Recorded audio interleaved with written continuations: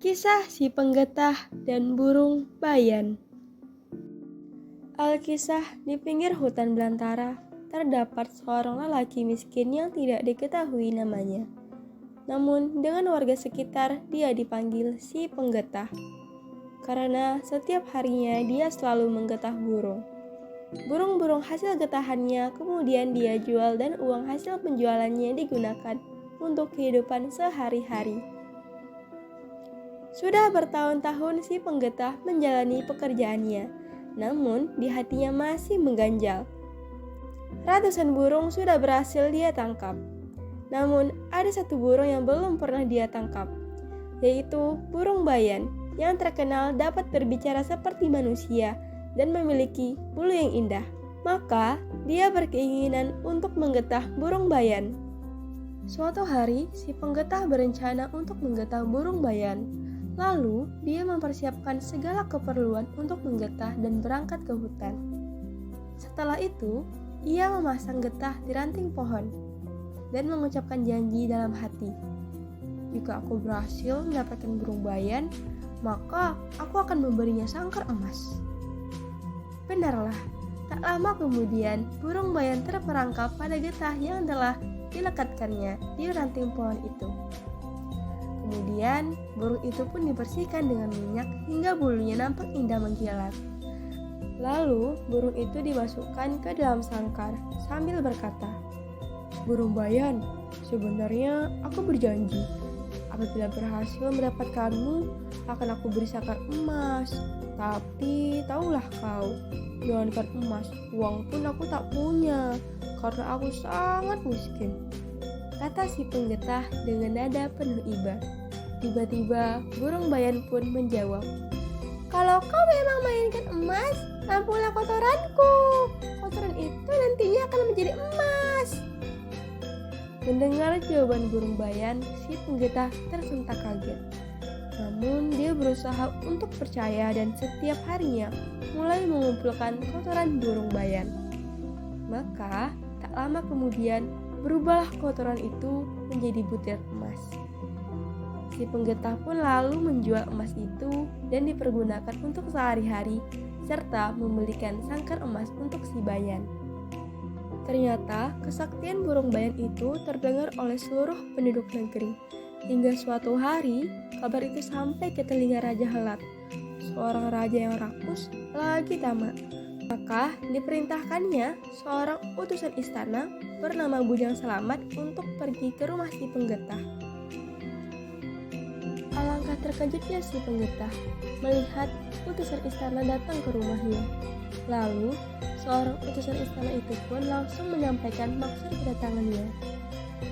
"Wahai Penggetah, aku Bujang Selamat. Aku datang kemari hanya untuk menyampaikan titah raja." Bujang Selamat kemudian menjelaskan maksud kedatangannya, bahwa baginda raja tahu si Penggetah memiliki burung yang pandai bicara dan kotorannya bisa menjadi emas, sehingga baginda raja ingin memilikinya. Kalau si Penggetah setuju, maka raja akan menggantikannya dengan uang ataupun barang yang diinginkannya.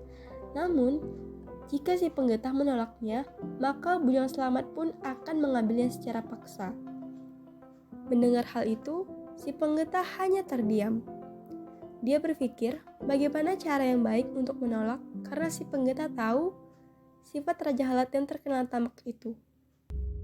Maka si Penggetah menyuruh Bujang Selamat untuk menanyakan langsung pada si bayan, apakah dia mau dibawa ke istana Raja Helat atau tidak. "Hai bayan, engkau telah mendengar sendiri pembicaraan kami, maka maukah engkau dibawa ke istana Raja Helat?" tanya si Bujang Selamat. Burung bayan pun menjawab, "Wahai tuan, aku mau bertuankan Raja Helat asalkan dia mau memenuhi syaratku," kata si bayan. "Syaratnya, sebelum raja menjadi tuanku, maka Raja Helat harus mendengarkan ceritaku. Sebelum ceritaku selesai, aku tidak boleh berpindah tuan." Lalu, tanpa berpikir panjang, Bujang Selamat pun setuju dengan syarat yang diajukan. Setelah sepakat, mereka pun membawa burung bayan ke istana. Sesampainya di istana, Burung Bayan mulai bercerita di hadapan Raja Halat dan keluarga istana. Cerita-cerita yang dirangkainya sangat menarik, sehingga Raja Halat terpesona dan selalu meminta si Bayan untuk terus bercerita. Karena si Bayan ini adalah burung yang cerdik, maka untuk setiap cerita yang dimintai Raja, ia selalu meminta syaratnya untuk dipenuhi. Untuk setiap cerita yang diberikannya, Raja harus mengganti dengan segantang atau setara dengan 4 kg emas murni, serta makanan juga minuman. Raja Halat pun tidak keberatan. Semua yang diminta si Bayan selalu dipenuhi saat itu juga. Lalu, burung Bayan pun memberikan emas, makanan, dan minuman tersebut kepada si penggetah untuk dibagikan ke seluruh rakyat. Sudah beberapa minggu berlalu, burung Bayan sudah bercerita panjang lebar di hadapan Raja Halat dan keluarga istana. Si penggetah pun semakin banyak menerima emas dan makanan pokok yang didapatnya dari gudang istana. Sebagian dia simpan, dan sebagian lainnya ia bagikan kepada rakyat yang miskin karena ia merasa ini semua bukanlah haknya. Begitulah seterusnya setiap hari. Rakyat pun sangat berterima kasih atas kebaikan si penggetah ini. Karena selama ini Raja Halat memang tidak pernah memedulikan rakyatnya yang miskin. Selama ini Raja Halat menimbun kekayaannya untuk dinikmati sendiri bersama keluarganya. Sementara itu, di ruang istana, burung Bayan masih terus bercerita. Dan tanpa disadari, gudang kerajaan tempat menyimpan kekayaan menjadi kosong. Hal itu membuat Raja Halat dan keluarga istana marah dan kesal. Akhirnya, raja yang tak disukai rakyatnya itu berhasil ditumbangkan dan diturunkan tahtanya dengan paksa. Dan si penggetah pun diangkat menjadi raja. Di samping itu, burung Bayan yang belum selesai bercerita dan masih menjadi miliknya itu diangkat menjadi penasehat kerajaan. Semenjak itu, seluruh penduduk negeri tersebut hidup makmur, sejahtera, dan bahagia.